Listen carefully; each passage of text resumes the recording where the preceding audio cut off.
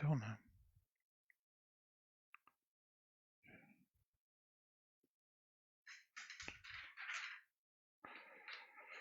Connecting the live video.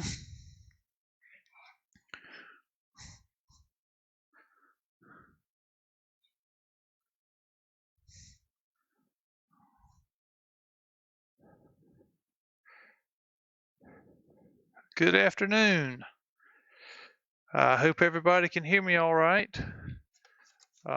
Sounds like we got a thunderstorm getting ready to roll through, so I'm not sure how well we're going to do. Our internet is not very good out here, and I'm using my cell phone, and sometimes it don't do that great whenever we have a storm. So I'm hoping everything will work out, so y'all be praying. We'll give it just a minute or so to give everybody time to get on. While we're waiting, if you would like to comment and tell us where you're from. It'd be nice to see where folks are from a different area. I know on the last one we had a lot of them that were not from the Florida Conference. So it's good to know that we do have people from other areas of the country that are watching us. My name is Matt Ellis. My wife Amy is here with me. She was the leader of a local club for about 12 or 13 years, and I was her assistant.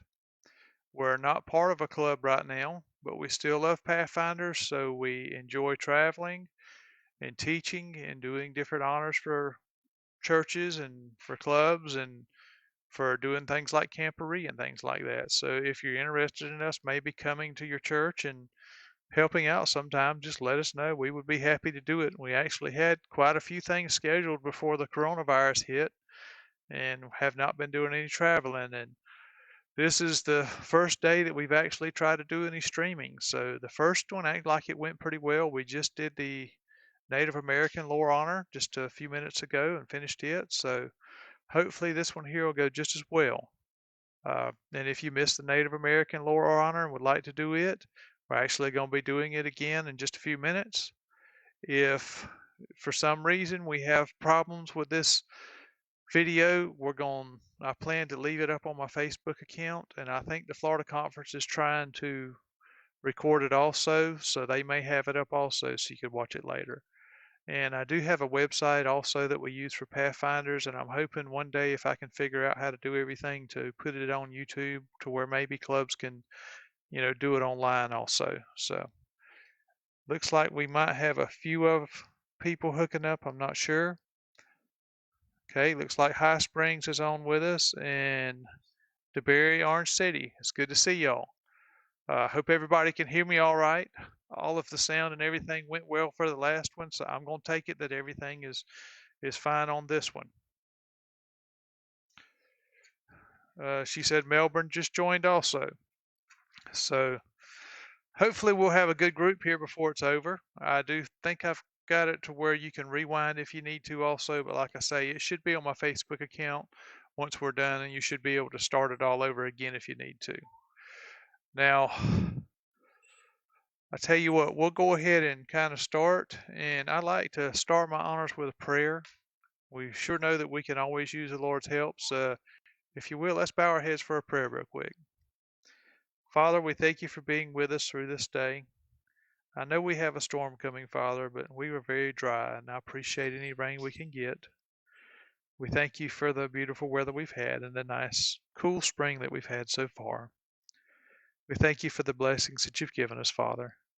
And Father, as we learn about one of the parts of your creation, please help us to all gain a new knowledge of the love that you shared for us.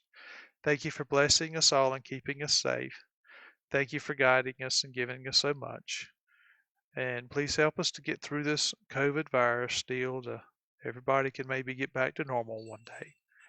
And please keep us all safe. Bless us and be with us, Father, in your name. Amen. Okay, y'all may hear a few bells and stuff in the background. I have a parrot over there, and she's wanting to play right now, so maybe she won't get too loud. Had to find a place in my house that seemed to have the best cell phone reception, and this seemed to be it. So I'm hoping that we can keep the noise down to a minimum. But the conference should have, I guess had a packet maybe to send out to the directors or something, but everybody should have an honors worksheet. The directors should have got the answer sheet. You will also have a test, which is something that normally does not happen when we teach honors, but they wanted something additional for the Pathfinders to be able to show that they had completed it and had gained the knowledge that they needed from learning about this. So there's a 10-question test that will have to be taken afterwards.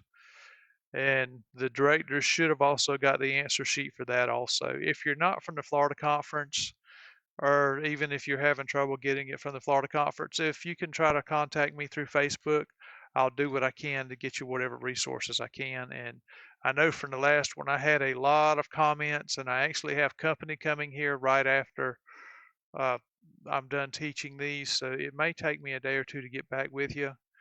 And if you don't hear from me, don't hesitate to keep aggravating me. But I do have all these resources, and I have them in digital format to where I can email them to you. So,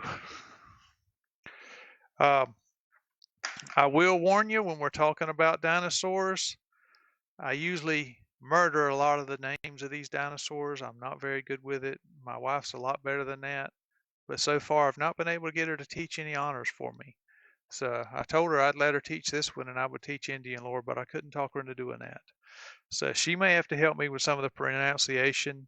I guess I was a little bit of an odd kid. I was not into dinosaurs when I was young, so I didn't learn a whole lot about them at that age. And now as I'm learning about them, I study in a lot of creation groups and things like that, so I'm learning about them from that area and not necessarily from the standpoint of evolution.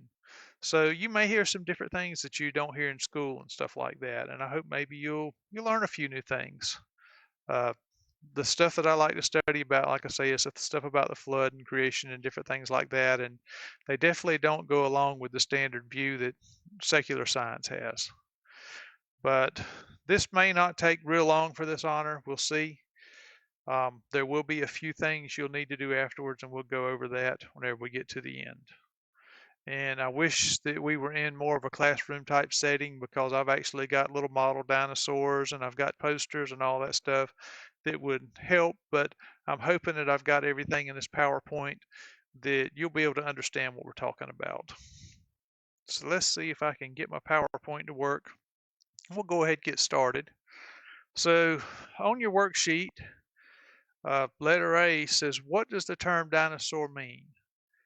I don't know if any of y'all know how the word dinosaur was brought up. I know when you talk about dinosaurs in the Bible, people say, well, the Bible doesn't say anything about dinosaurs. Well, one of the reasons the Bible does not say anything about dinosaurs is the same reason it does not say anything about fax machines or cell phones, because they were not around back then. The term dinosaur means terrible lizard. It was made up in the 1940s by Sir Richard Owen, and what was going on is they were starting to find some bones of some different animals. And they didn't really know what the bones were. They studied them. In this slide here, it talks about iguanodon. That was one of the first ones they found. And they showed it to some people that were real familiar with reptiles, because they felt like they were reptiles. And they showed them one of the bones, and they said, what does this come from? They said, well, I can tell you what it looks like, but it's not what it come from. They said, well, what do you mean? They said, well, it looks like, and I forget which bone it was, but they said it looks like a bone from an iguana. They said, well, then why are you saying it couldn't have been that? They said, because it's 15 times larger than it should have been. So that's when they started to understand a little bit about dinosaurs and what they looked like. So let's see. Okay, somebody's wanting to know how they can get a worksheet. I can't send you one right now, but I know that I don't know the website, but if you do a Google search on Pathfinder Honor Dinosaur Worksheet, you can find them online and you can download them. If not, like I say, afterwards I can email them to you if you'll just get with me on Facebook. And it may take me a little while to get back with you, but I will try to, within a day or two, get you worksheets. But back to what we were talking about the iguanodon. Like I say, they pretty much figured that it was probably just really a real large iguana. And something I've always thought about is whenever you're talking about reptiles, reptiles grow their whole life. They never stop growing. If we believe the Bible and we believe that man lived longer, I mean, Methuselah lived to be almost 1,000 years old. If animals follow that same pattern, if you had a pet iguana that lived to be 500 years old, how large would he be? He would be a lot larger than the ones live today. And I think from a creationist standpoint, we believe the Earth's atmosphere was a little different before the flood and some different things like that. And I think God built into the animals a way for them to grow larger and be able to survive. There are a lot of things that were different about the atmosphere that if somebody wanted to do the creation honor one day, we could talk into that a little bit more. And I could maybe give you a little bit of ideas why they may have been able to grow larger. But that's a good reason why a lot of the dinosaurs were so large, just because they were able to grow so much longer than what they do today. But as we were talking about, the term means terrible lizard. He found these bones. He knew they were reptiles. The iguanodon was there. The iguana was a lizard. So, he took two words that I think were derived, I believe it was from Latin, and terrible and lizard, and added them together, and he came up with dinosaur. And he was trying to basically put some kind of a name on there that would get attention and get people coming to museums and things like that, because back then museums did not do very well, and it worked. It was just a big flashy thing now for people to come see these large bones and try to imagine what they looked like. And we'll go into maybe some of the things they look like, but they started, trying to imagine what they look like and draw pictures and stuff. So it just created a new big craze. It was something they had never done. So, the second part of that question says who used the term for the first time. So as you see from the slide, the guy's name was Sir Richard Owen. So, and it was in the 1840s. So, the reason the Bible does not use the term dinosaur is it was not around back when the Bible was written. And, most of your versions of the Bible, it was not even around. It's a good chance that from what most of your creationists believe, a lot of the words that you see in the Bible that say dragon, you could put a dinosaur in there and most of them would probably, interchange. So there could have been some smaller dinosaurs still around, during biblical times. Technically, if you look, you could probably call an alligator and a Komodo dragon and even an iguana a dinosaur today. The only problem is they're not extinct like most of the other ones are. There's a little difference in the way the pelvic, hooks up to the legs and stuff like that, but pretty much they would about be considered an extinct dinosaur if they were not still around. So just a little bit of information on that. Okay, so discuss how scientists figured out what live dinosaurs may have looked like, considering that they may have only had a small number of bones and evidence to base the reasoning on. Something I usually ask, and it's going to be harder to get people to answer, but do y'all know how much of a percentage of the bones of the skeleton you have to find to consider it a complete skeleton? And I will tell you, unless you're studied up on this, you probably will get it wrong. I don't know if we're getting any comments yet. Doesn't look like it.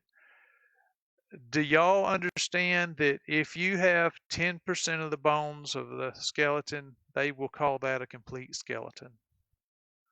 So if you have 10% of a dinosaur and it's the first one you've ever discovered, how do you know what he looks like? You don't. And that's one thing for us to remember whenever we look at what they show what dinosaurs look like today. We have not seen a real one. We are going by what we think.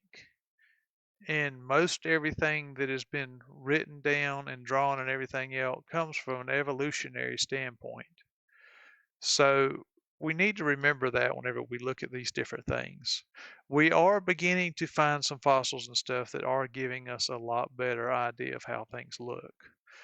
But now, when the scientists first done it took them a little while whenever they first started finding the bones to figure it out, because the one you see on the picture there, really looks like you should be able to kind of halfway figure out what he looked like. Let's see. No, that's the next slide. I think a little further on, I may have another slide. I know I've got one I use whenever I do a fossil presentation. They have dug up places to where you may have 20 or 30 dinosaurs and all the bones are just piled together. None of them are hooked together and some of them are different species. How do you figure out what that looks like? The only way you can is to find one similar to what we're looking at here, to where he's mostly complete. And then that'll give you a guide of how to put one together when he's all mixed up.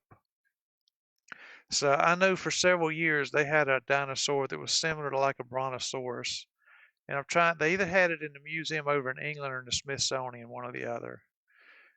And like I say, he'd been on display for several years. And one of the scientists come there one day for a meeting or something, and he walked by the skeleton and he looked and he said, "Y'all got the wrong head on him." And they said, "Well, how do you know?" He said, "Well, we found the one that was pretty complete the other day, and y'all got the wrong head on." So, it took them a long time to finally find enough skeletons that were intact enough to know that they had the right pieces halfway in the right places. So that's something you've got to go by. You've got to find enough of a complete skeleton to know that you've got the parts in the right places. It's hard to tell until you can see it sitting there like it should be. And one of the things you run into is, I know especially in the area I'm from, when you find fossils, a lot of them are broken up and all mixed up.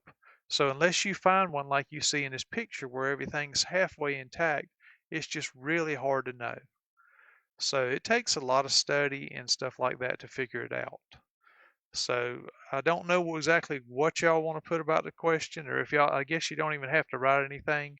It just says to discuss it, so that's what we're discussing. I want y'all to remember when you're dealing with a lot of this stuff, that you're dealing with a lot of stuff that's come out of people's imagination. Now, they might have some facts and stuff to base it, but they don't have tangible facts that we can look at. Okay, we'll move on to the next part of this question. It says, why was a Tyrannosaurus Rex considered to have been the king of the dinosaurs? Gotten a lot of different answers about this. The answer that they tell me is basically he's considered the king of the dinosaurs because he's supposed to be at the top of the food chain.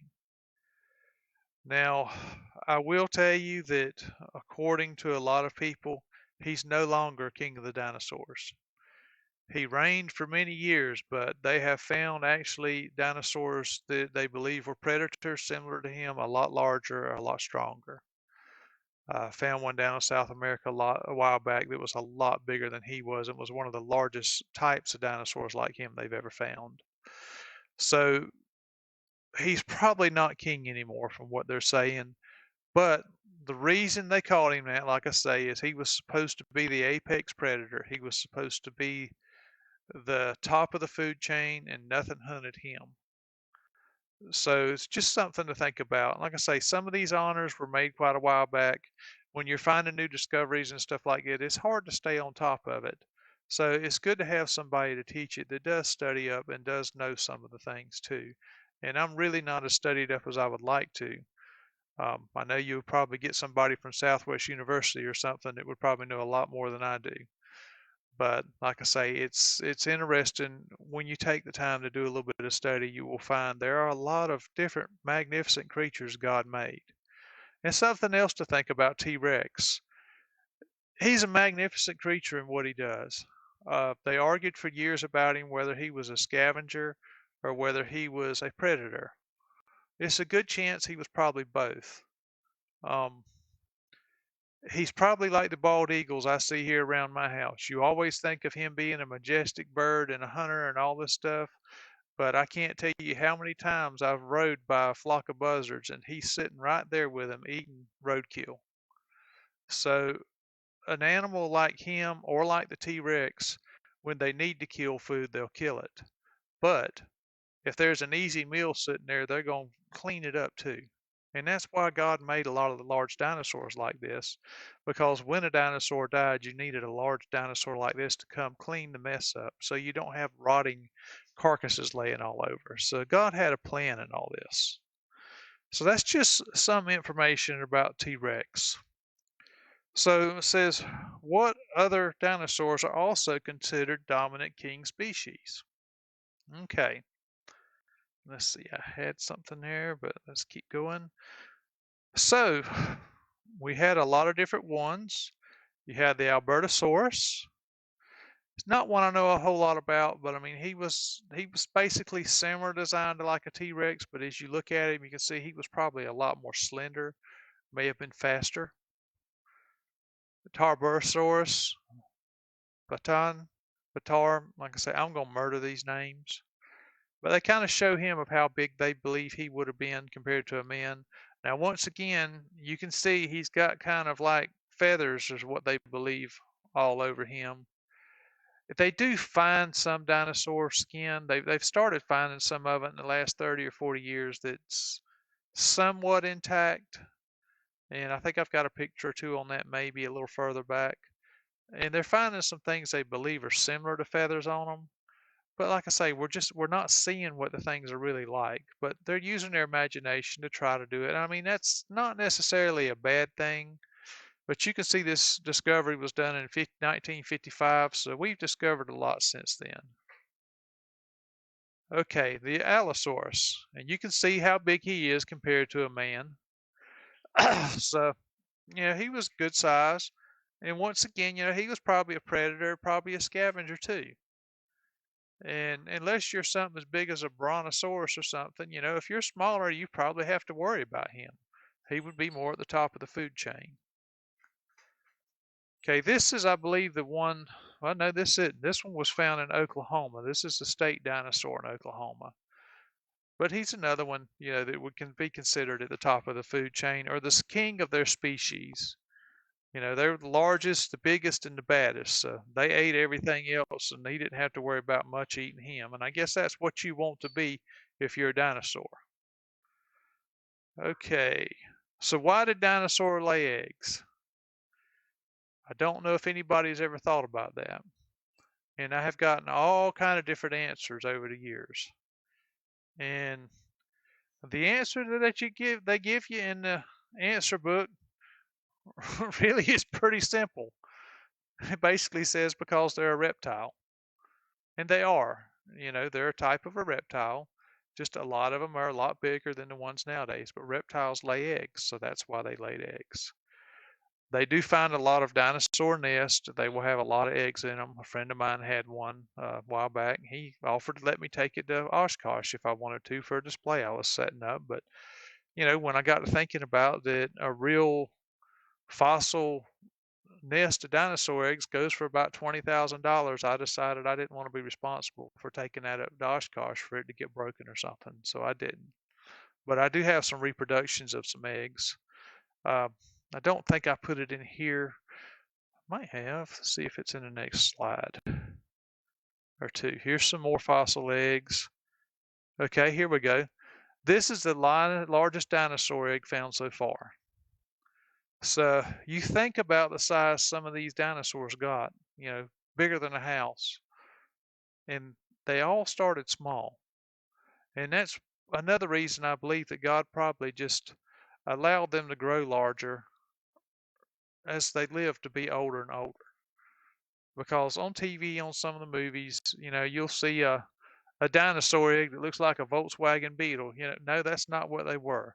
I've always been told that dinosaur eggs, the largest ones, were a little larger than a football. And that's about what the picture you see here is. So you're not talking about anything that started out real large. They all started out small and got larger. Okay. So the next question is, what type of skin did dinosaurs likely have? Gives specific or species examples of each. You had a lot of different type. I don't necessarily have the species type as much. We can talk about some specific examples. This is one of the better examples that they found of some fossilized skin. You can see it's got like some bumpy, scaly looking things on them. And remember, they are reptiles. Reptiles, in most cases, have scales on them. So that's why you're going to have the scales on them. Let's see if I've got any other pictures. This is supposedly a foot in one of the best preserved samples of dinosaur skin that we have. And you can see it's bumpy. It reminds you a lot of a bird claw or something, but it's just got bumpy, scaly skin on it. And that's just kind of what we're looking at. I've got a piece that I use. And some of the things, I don't know if I probably should have got it and brought it in here, although you probably couldn't have saw it. But down in Peru, there's some things they call icastones that they find them in the burial mounds down there that are probably, they say, 1,500 years old. And a lot of people say they're fake because the stuff on them doesn't make any sense for somebody that old. But I've talked to people that have actually found them, and I believe they're probably real. But I've got one of them, and it shows a picture of a dinosaur, and he's picking up and killing a man. And it looks like a dinosaur similar to like a small T-Rex or something like that. He's that shape. But something's weird is he's got circles drawn all over his skin. Now, supposedly 1,500 years ago, we didn't know enough about dinosaurs to even know what they looked like. And they thought it was kind of crazy that they drew circles all over this thing and, knew this just had to be a mythical creature. Well, it's something that's kind of funny. Recently, they found some dinosaur skin that was intact enough that when they looked at it, it had circles on the skin. And it's something that somebody 1,000 to 1,500 years ago knew to draw him that way. And it makes you wonder if maybe they were some smaller dinosaurs still alive back then. Not something we know. Nobody's been there to see it. We still find some animals alive today. Chances are, if there were any dinosaurs that survived the flood, they would not grow large like the ones did before the flood. The atmosphere and stuff just won't allow it to happen. They would be smaller like our alligators and stuff like that. But it's something that's not taught by secular science. And it's something I think it's good for us to have an open mind that, maybe God allowed some stuff to be around and it's just become extinct. We just never know. But something to think about. Okay, so that covers kind of the skin. Let's see, I'm going to murder this name, Megalapterex. But this is supposed to be a piece of their skin. Say it's supposed to be the best tissue preserved today. Now, you did have some bony plates on the dinosaurs and stuff, like the Triceratops, some stuff like that. They did have bony plates on them, and they're just kind of armored. Uh, just a lot of different things like that. There was a large variety of stuff the Lord made, and it was interesting to look at it and study about it. But like I say, this is a few examples of the skin. We're finding more stuff every day, and some of it's really preserved well. They've even found some soft tissues in the bones of the T-Rexes and stuff that they're actually finding rubbery tissue still left, and even red blood cells and stuff that are still, not alive, but they're intact enough they can study them and stuff. It's really interesting how much they're understanding about this nowadays. Okay, so what are sauropodomorphs? Let's see, I think I've got the answer on the next slide. Okay, it basically means lizard foot form dinosaurs. They're primarily bipedal and quadrupedal herbivores. And I think you would probably think of a brontosaurus and things like this in this. You have dinosaurs that, like it says, are quadrupedal. They have the 4 feet, but you also have some of them that are bipedal and stand up on 2 feet. And I think I've got a few more examples. Here's some of them, and if you look in the bottom right there, you'll see they're kind of showing them in comparison of a man and an elephant. So we're talking some pretty big lizards here. It's really interesting to see the size of some of this stuff and how big the Lord made stuff. And if you look at how the plants probably grew and stuff before the flood, you needed some big creatures like this to go around and keep the stuff trimmed up and keep it in check. Okay, here's some more different ones, and let's see, the next question on there, which two groups are they divided into? So, I mean, here's some of the different groups that they're in. I think I've got it. Okay, here we go. So you have basically, you've got the ones that run on 2 feet, and then you've got the bipedal, and you've got the quadrupeds, I guess you'd call them. And that well, I done hit the wrong button, but that helps them be divided up into two different things. You've got some different things about the structures and stuff that are different about them, but you can see there's just two different ones. There's a group that walks on 2 feet and a group that walks on 4 feet. But you can see there's a lot of different varieties of them. It's amazing how much of varieties of animals there were before the flood. But now something to think about whenever we think about how many animal fossils and all this stuff you have. Most people believe that probably before the flood, at least 80% of the earth was habitable. You didn't have the large oceans and stuff we have now. A lot of the stuff changed on the earth when the flood come through. A lot of your basins where the seas are and stuff was probably land that actually sunk down, that may have had water under it before the flood. So it's interesting to think about, an earth with hardly few oceans, but a lot of land mass could support some things like that. We don't know, we weren't there, but it's interesting to think about. Okay, so another question to think about. Why are marine and flying reptiles not considered dinosaurs? And give examples of these creatures. And I usually don't get anybody answer this one, not correctly anyway. Because technically, if there was a Loch Ness monster, he would not be a dinosaur. They're called marine reptiles, marine mammals. They're not mammals normally, and I think we cover some more pictures in there. But the reason they're not dinosaurs is dinosaurs are terrestrial animals. That means they live on the earth. So they live on the dirt, of the earth. They don't live in the water, they don't fly in the air. So that's what makes them different, and that's why the pterosaurs and things like that, your flying reptiles. So as I just click this, you see it says dinosaurs are properly those animals included in, I'm not even going to, superorder Dinosauria, a group of terrestrial reptiles characterized by their stance, by their strong ankle and knee joints, and by other things. But like I say, the biggest thing is they're terrestrial. They don't fly and they don't swim and live in the sea. So marine and flying reptiles come from different lines of reptiles. I mean, they're different. God designed them to live in a different type environment. So here are some examples. You have all kind of different flying reptiles. Something to know about these, they had some of them that are small, similar to the birds we have today.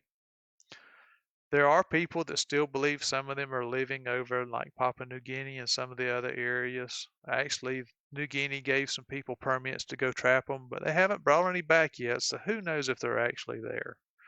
There may not be any left anymore. But your larger ones today would not be able to fly. The reason being is, when a jet takes off at sea level in Miami, it's a whole lot easier for him to take off than it is for him to take off in Denver, Colorado. Reason being is the laws of buoyancy. The air is a lot thinner in Colorado than it is in Florida. So he's able to produce more lift with his wings. These large flying reptiles, we don't have the air pressure and stuff that they believe we had before the flood. If the air pressure was higher before the flood, that would give you more buoyancy like it does when you're in Miami, and they would be able to fly. But chances are they wouldn't be able to fly in the atmosphere we have today. Okay, so here are some of your different marine reptiles, how they believe some of them looked. And you can see again down at the bottom, you're looking at one of these here, they're probably talking somewhere about 36 foot long, or probably actually more than that, because they're showing in meters. So they would have been good size. But a lot of different varieties of those. And this is just some of the different names and stuff you see on there. And once again, all the coloring and everything else you see on them, all that's come from somebody's imagination, because we've not found any of them to be able to study them to know what they look like. Okay, now this picture is something that I want y'all to think about when you're getting on the internet and studying. People are good with Photoshop. And this bottom picture has been on the internet for years, and you will have tons of people that say it's real, and you will have tons of people that say it's false. And there's been a few good people that do really good Photoshops to where it's hard to tell whether they're real, that have got on there and pointed out all the reasons why it's a fake picture. So don't always believe everything you see on the internet. Don't put a whole lot of credibility in it until you can verify it from sources that you feel like are credible. Because there's a lot of people out there that talk about stuff, and you're hearing me talk about some things, that I don't have stuff to back up, and that's why I'm telling you, that the proof's not there in it, but it's something to think about.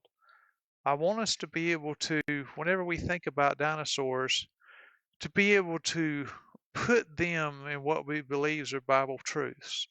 And if the things we hear about them don't follow Bible truths, like that they evolved over millions of years, then we know that's probably not true. God made dinosaurs when he made the rest of the animals. They were just a living, breathing animal like everything else. And I think that's what we need to understand. But like I say, I just want to caution you when you read a lot of this stuff. Okay, so one of the things you're going to need to do, and you can do it after we're done with this, if you want to sit here and jot it down real quick, you can. This slideshow should stay on my Facebook page, so if you need to go back and play it again and pause this to where you can see it, you're welcome to do it.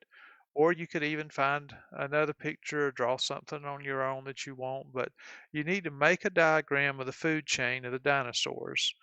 Who's supposed to be at the top of the chain? What's the purpose for the dinosaurs? So as I said earlier, Tyrannosaurus not necessarily at the top anymore. If you want to do more research and try to find which one should be now, that's fine. But if not, I mean, we're basically just trying to talk about which type should be at the top of the food chain. And this is probably how it was, but once again, we were not there to know. But we can tell what some of them ate, because they do find some of them fossilized, and you'll find another parts of dinosaur in his stomach, or where his stomach would have been. So we know that they did eat other dinosaurs and things like that. So like I say, they are trying to find a lot of different clues.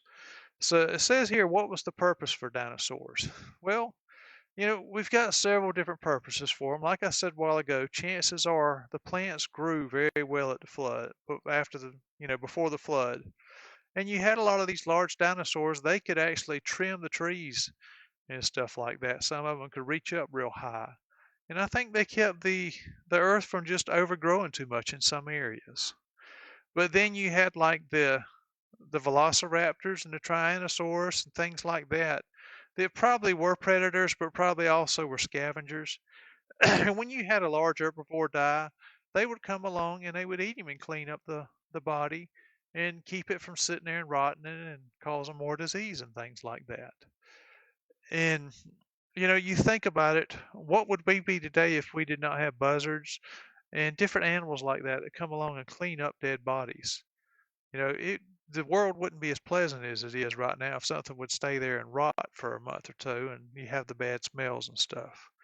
Another job, with the dinosaurs that were probably predators, they would have a job similar to like a shark. A shark is called the white blood cell of the ocean. You don't think about it, but what a shark does is when he goes after a school of fish, he's not going to pass all the sick ones and the dying ones that are in bad shape and go up and catch the biggest and best. What he does is he catches the weakest ones.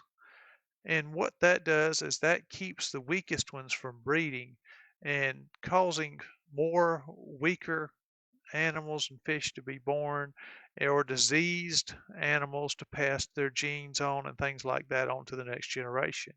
So it keeps a healthier, better breeding stock, and that's something that the dinosaurs also did too. So it's really a good product. I mean, God didn't want death, but when sin entered the world, he had to kind of redesign a lot of things for creation. Um, and this was one of the systems he had, because when you had weaker animals, you did not want them having offsprings that were even weaker. So it helped to produce the best ones to keep the genetic stock and everything in the best possible shape it could be in. So that was just some of the jobs that they had. God makes everything for a purpose, and it's all by design. So it was a well-designed world. Even though sin had entered it, he changed the things to where it still worked well. Okay, so you need to identify by description and sketch, drawing each of the following species of dinosaurs. So, like I say, you can come back and look at this later, try to learn these a little bit better. You may even want to find some different drawings if you really like dinosaurs, and try to learn a little bit more about them and get to where you can understand more about them and see the different varieties and things they were. I mean, honestly, in a dinosaur like this, if you think about the systems and how they worked, study a giraffe. Um, if you've ever studied into them much with their neck, they have the same number of vertebrae in their neck that we do. And I've got one of their vertebrae that I take with me when I do some things, and their vertebrae is about this long. But something about them is their circulatory system is a special design, because when he's got his head stretched all the way up, his heart puts out so much pressure that it gets really high. But by the time it gets to his head, the pressure's not that much. So it's designed in a way so it won't bust capillaries and stuff in his brain. But whenever he puts his head down on the ground, if the circulatory system is still putting the same amount of pressure in there, it's not having to overcome gravity, and the pressure would shoot up to the point that it would harm him. But he's got special things in the circulatory system that keeps that pressure from going that high when he puts his head down. And something like this dinosaur here would have to have the same type systems because of how large he was. Something else interesting about them, if they have the same type nervous systems as what we are nowadays, they're so large that, something might get step on his tail and the signal might not make it his brain for a second or two at the speed at which it travels. So just a lot of interesting systems in the way they would have to work with the way God made them.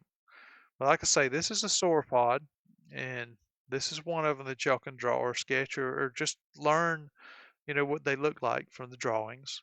Here's a theropod. And once again, like I said, we don't really know the skin color. We're starting to see some pigmentation in some of them. They said that a little bit of the pigmentation they found is almost a little bit like the wings of a butterfly, to where it would probably reflect light differently. So they may even look different colors, according to how the sun's shining. I don't know if you've ever saw an indigo snake, but their scales on their skin kind of do the same thing. Okay, here's another type of a dinosaur. And Sarah, how you pronounce that one? She's giving me nothing either. Somebody pronounced that before me, and it was completely different than how I wanted to pronounce it. Like I say, I'm not very good on that part, but he's very common one that we used to seeing a lot. Ankylosaurus, I've got a toothed one of these. They found one similar to this one not long ago in a river, and it's one of the best preserved dinosaur fossils they ever found. If you get a chance, try to look it up sometime. It's very neat with the way it looks. They're wondering if his insides even may be intact, but he's all petrified and turned to rock, so they're really not wanting to cut him open, and they're trying to figure out what kind of technologies they could use similar to like an X-ray or an MRI to try to, basically let the radiation or the electronic cut him in sections with the camera, to where they're not actually cutting him open, but they're hoping they can learn a lot about him, and it'll be interesting to see what they do in the future. Okay, a plesiosaur, once again, not a dinosaur, but it's a marine reptile from the past. He's in the same thing like the dinosaurs and stuff, so they're counting him in with it. And you have the pterosaurs, a lot of different types of those, some of them very, very large. Okay, so after you get done with that, individually or as a group, research, discuss, and present the following. All right. Where the Bible speaks about creation of reptiles. So that's something that stumps a lot of people. And, you ask them what day were dinosaurs made? Let's see if I can find this so I can get the text for you. But, I mean, really, you think about it, what day were they made on? And basically, they were made on the same day as all the other land-dwelling animals, because that's basically what they are. There's nothing funny or crazy about animals. They're just, you know, land animals like anything else God made. So if you look in Genesis 1:20 through 25, God said, "Let the waters teem with living creatures, and let birds fly above the earth across the vault of the sky." So God created great creatures of the sea and every living thing which water teemed and moved about in it, according to its kind, and every winged bird according to its kind. And God saw that it was good. God blessed them and said, "Be fruitful and increase in numbers, and fill the water in the seas, and let birds increase in the earth." And there was evening and there was morning, the fifth day. So that would tell you that the pterosaurs and the marine reptiles would have been made on the fifth day. And then you said, and God said, "Let the land produce living creatures according to their kinds, the livestock, the creatures that move along the ground, and the wild animals, each according to its kind." And it was so. God made the wild animals according to their kind, the livestock according to their kind, and all the creatures that move along the ground according to their kind. And God saw it was good. So, the next day, he would have made the dinosaurs. So, that's something to think about, that they were made with all the other, the cattle, the lions, and everything else that lives on the ground. So it says, let's see, so let me move my slide. I had that on my slide, so we could have read that instead of me reading it off here. But I'll move on to the next. So evidences that dinosaurs really existed. Well, I mean, we find the bones. The bones belonged to something one day.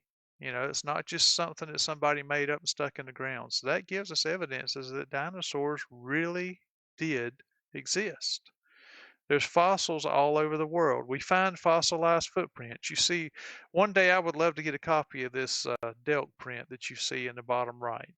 If you'll see, they believe it was a young girl's footprint. She walked through and a dinosaur come back and stepped in her track. This is in the Creation Evidence Museum out in Glen Rose, Texas.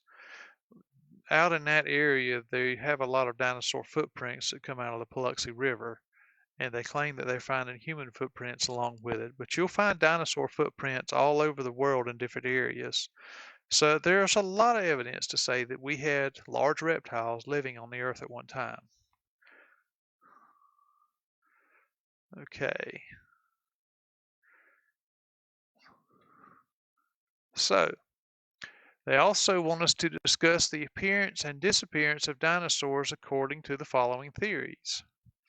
So you get with evolution, what did you have? Well, evolution believes that dinosaurs evolved over long periods of time. And I'm talking about really long periods of time. It's really, whenever you sit down and start studying it, it's really almost weird the way they do a lot of this stuff. And if you get technical, it's really almost an impossibility that any of this stuff had even happened. So they have many theories of how they disappeared. You got asteroid impact. They do believe, some of them, that aliens came and took them and killed them off. Some of them believe that they died from smoke and stuff from volcanic. There's theories that actually they passed gas so much that the methane built up so much in the atmosphere they died off from that. You've got all kind of stuff. One of the theories that they've been getting lately, because of how all the fossils are buried, that a lot of them may have died in a flood. And that's weird because that's kind of what we believe. But one thing you'll find out, they'll tell you, oh, but it wasn't a worldwide flood. It was a localized flood. You know, they may agree on a flood, but it's never a worldwide flood because that couldn't have happened, is what they say. But they're starting to come around to the evidence that we believed all along. I mean, there are some places where you can see we have had asteroid impacts and some stuff like that, you know, but we believe it was from the flood, and like I say, that's what the evidence points to, and they're starting to come along around it. They also believe, you know, the climate changed, and that changed a lot of it, and the climate did go crazy a little bit after the flood till it finally leveled off. So what do creationists believe? Well, they believe dinosaurs were created on the sixth day of the creation week with the other land animals. I mean, pretty simple. Many of the dinosaurs died in the flood. Others may have been hunted and died from loss of natural habitat and other natural causes. I mean, you can see some of the pictures I have here. And there are a lot of stories of people going out and killing dragons. You know, you had the knights in Britain that done it. You had a lot of the other people. There are even some saints in the Catholic Church that they made saints because they killed the dragons. It was bothering them. And I, we don't have concrete evidence of this naturally, but personally, I believe there probably were some smaller ones alive, and they probably were hunted to extinction. Uh, this picture you see in the bottom right-hand corner, this is from Cambodia, and it's in one of the temples over there. And it looks like a dinosaur to me. Cause say once again, you know, we supposedly just started learning about what dinosaurs looked like in the 1840s. So why at a temple that's 1,000 or 2,000 years old do they have a picture of the dinosaurs? And we find stuff like this all over the world. So I think that we may have had some smaller ones come over, you know, on the ark, because alligators and things like that must have. So there may have been some other things that were on there too. Okay, so what is the evidence that points to the death of the dinosaurs because of a flood? Well, as we talked about earlier, you know, most of the dinosaurs were buried. And in most every case where they were buried, it was done by water. You know, there's no other way it could have been done. It's just the way it works. The evidence shows that they were all covered over by water, and then that was the water brought the sediment and buried them. Okay, so we're just about done, or at least I am with the part that I'm doing with you. There's some things that y'all need to do. So individually or as a group, choose a dinosaur and research its size, possible distribution of these dinosaurs, where their fossils were found, their eating, nesting, and community habits, which for a lot of them may be guessing. Um, you may can guess on their eating habits by the food that they have. They have found large areas where they had nesting communities to where they all nested together, and that whole community was buried over with water and sediment. So, and community habits, well, I mean, that's what you find out is they found them all together there in the community, so they must have been a communal type of dinosaur. So, and find some other interesting fossils about it. Um,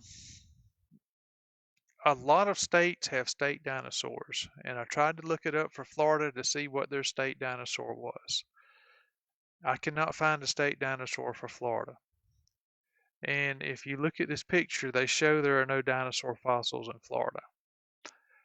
I believe they have found some, but this map does not report it. I thought I read an article the other day on something they had found. You can see Georgia, South Carolina, most of the other places in Southeast, they have found them. And there are some different reasons, hydraulic sorting and some things like this, that this may not have happened in the flood, you know, where they all got buried. But then again, you think about how much we've actually dug up. There's a lot of areas we haven't dug up, so there could be dinosaurs down there they still haven't found yet. So we just don't ever know.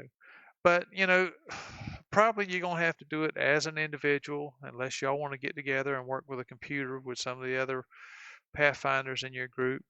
But just choose a dinosaur that's interesting to you and do some research. Maybe even get on some creation sites.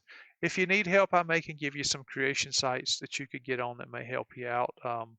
Answers in Genesis is a pretty good one. They're the ones that have the Creation Museum outside of Cincinnati, and they built the life-size ark.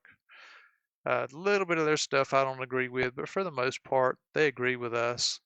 Geoscience research is a very good thing. Now, I will tell you, they can get over your head because you have a lot of doctors out there, but they're very good with what they do. That are our creation scientists in Loma Linda. You can do Southwest University, that's our college, and they've got a lot of dinosaur facts. As a matter of fact, I think one of their professors was teaching the Dinosaur Honor the other day on YouTube or something. So there's just a lot of stuff out there. You don't have to get all this from evolutionists. Try to learn a little bit more about the creation view on some of this stuff and how well it fits in with the Bible. I think you'll get some new discoveries on stuff. You may learn some new things that you like. And then, let's see.